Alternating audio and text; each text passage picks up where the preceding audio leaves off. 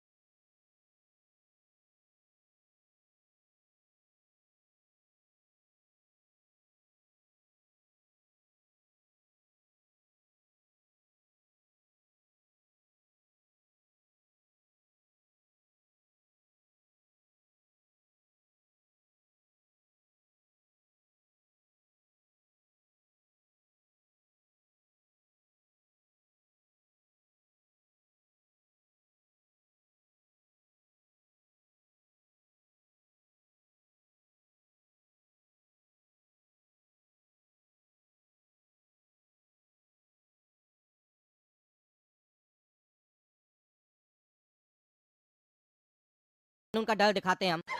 अरे सर गलती हो गया हमसे, हमको जाने दीजिए। हम छठ पूजा है ना, इसीलिए मामा जी के यहाँ जा रहे हैं। तुमको कहे ना झूठ मत बोलो मेरे सामने। तुम इतना रात में छठ पूजा करने जा रहा है? हाँ, तुम हमको मामा बना रहा है क्या रे? हाँ, मामा बना रहा है? अरे देखिए सर, कानून हम भी जानते हो, नियम हम भी जानते हैं।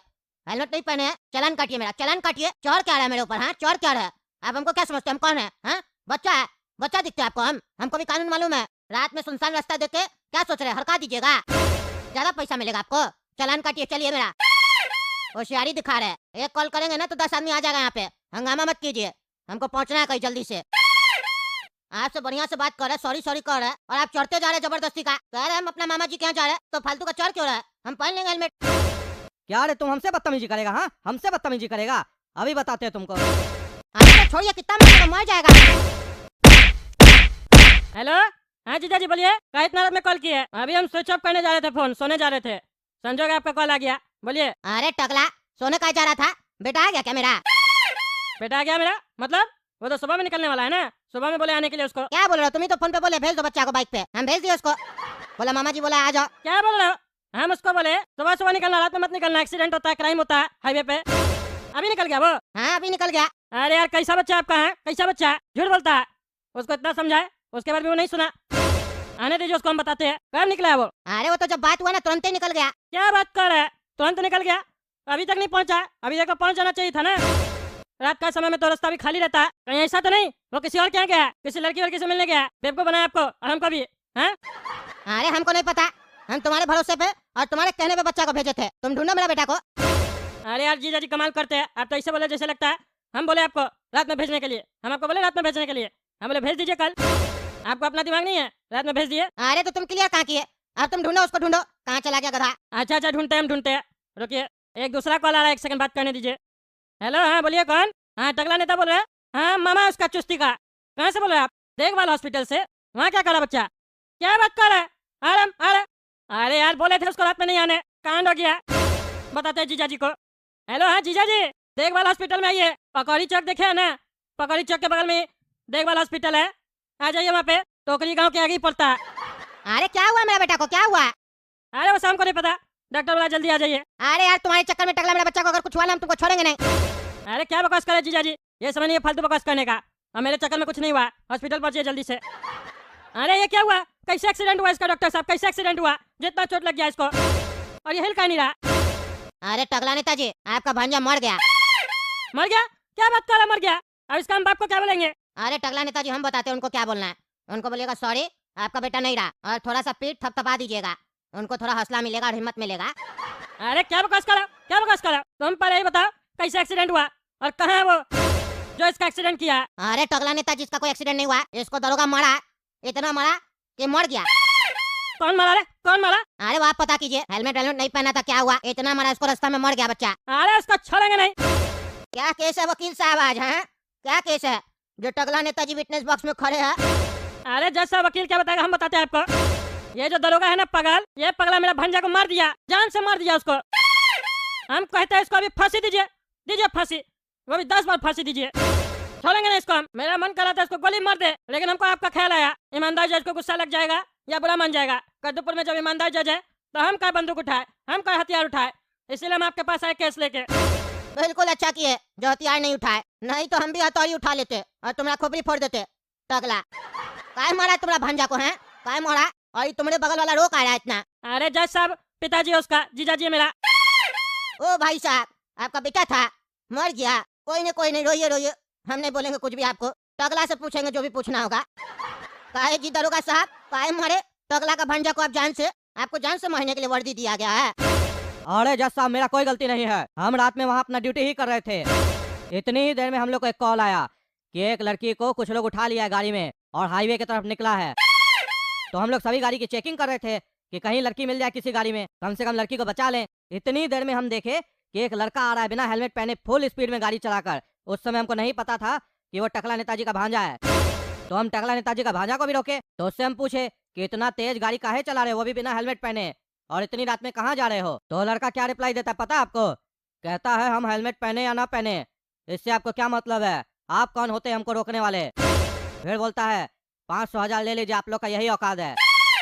इस तरीके से बदतमीजी करने लगा मेरे साथ। एक ईमानदार आदमी को इस तरीके से कोई बोले तो कितना गुस्सा आता है जज साहब, आप समझ सकते हैं, क्योंकि आप भी ईमानदार हैं। हमको उस वक्त बहुत गुस्सा आया, पर हम कंट्रोल किए क्योंकि वो नादान था, हम नहीं। अरे वाह वाह, तुम ईमानदार है, बढ़िया लगा सुन के। फिर आगे क्या हुआ? गुस्सा कंट्रोल करने के बाद तुम्हारा कंट्रोल खराब हो गया क्या, जो मार दिया उसको? अरे जज साहब, आप पूरा बात सुनिएगा, आपको समझ में आ जाएगा कि मेरा कोई गलती नहीं है। फिर पता है जज साहब क्या हुआ?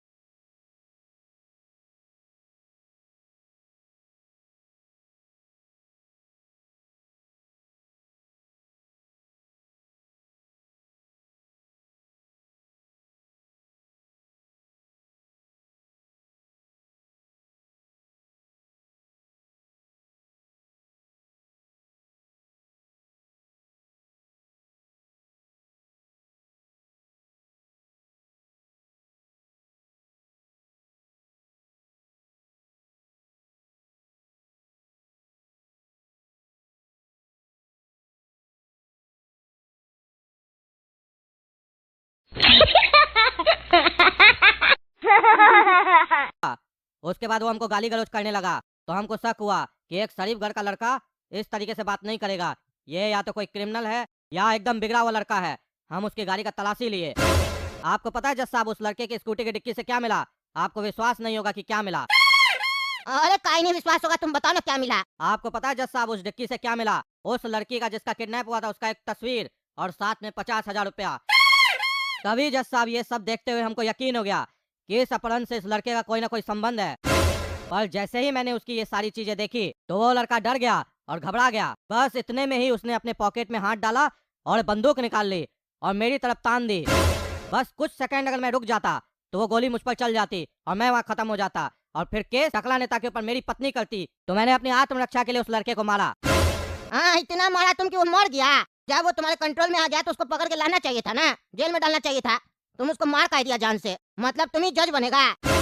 अरे जज साहब, हमारा कोई मारने का इरादा नहीं था और हम नहीं उसको कोई मारना चाहते थे, क्योंकि मेरा उससे कोई पर्सनल दुश्मनी थोड़ी ना था। हम तो उसको पकड़ लिए थे, बस थाना ही लाने का व्यवस्था कर रहे थे। बस थाना ले जाने के क्रम में मेरा एक जो हवलदार था मेरे साथ ऑन ड्यूटी, चक्कूमल, उसने उसे दबोच कर रखा था। पता नहीं कैसे वो उसके हाथ से फिसला और उसे मारने की पूरी कोशिश की, क्योंकि उसके पॉकेट में शायद एक चाकू या कुछ नोकीली चीज थी, उससे वो उसे मारना चाह रहा था। इसीलिए चक्कूमल को बचाने के लिए मैंने उस लड़के पर दोबारा अटैक किया और वो मर गया। मुझे नहीं लगता मैंने कोई गलत किया है, क्योंकि एक हवलदार की जान जाए उससे सही है कि एक क्रिमिनल की जान चली जाए। पर हमको अफसोस है कि आज चक्कूमल भी हमारे साथ नहीं है, क्योंकि इस घटना में चक्कूमल की भी जान चली गई, क्योंकि उसे सिर में बहुत ही गंभीर चोट लगी थी।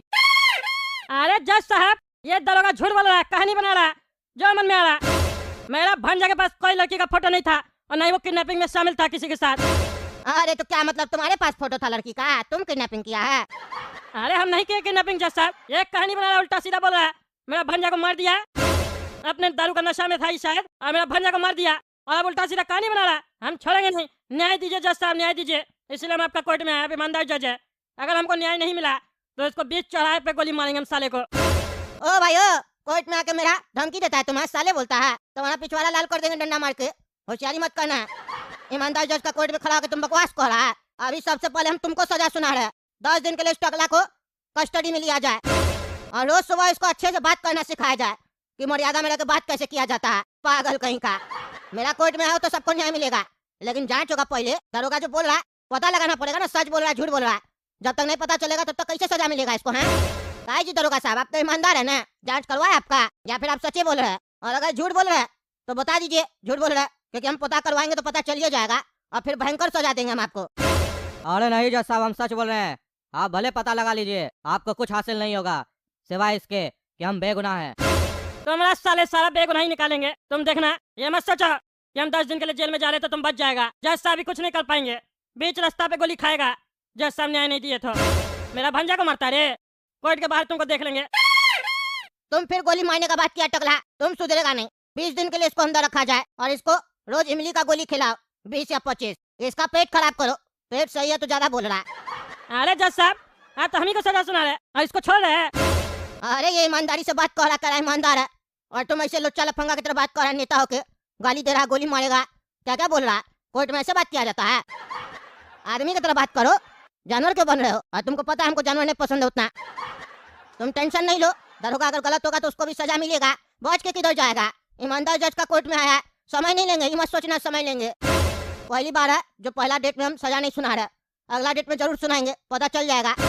जांच बैठाते हम अपना आदमी लगा देंगे। चलिए दोस्तों, तो अगला नेता कॉमेडी चैनल सब्सक्राइब कीजिए, वीडियो लाइक कीजिए और ज्यादा से ज्यादा शेयर कीजिए और कमेंट करके बताइए किसका गलती था, तो हम ना बहस करेंगे। आप लोग सच बताते हैं ना, सच सच बताइएगा, और जो सच बताएगा तो सुनवाई में उसका नाम लेंगे कि जो जो गवाही दिया है उसका कमेंट में वो लोग चश्मदीद गवाह है, वो लोग देखा है क्राइम होते हुए, इसीलिए कमेंट करके बताइएगा।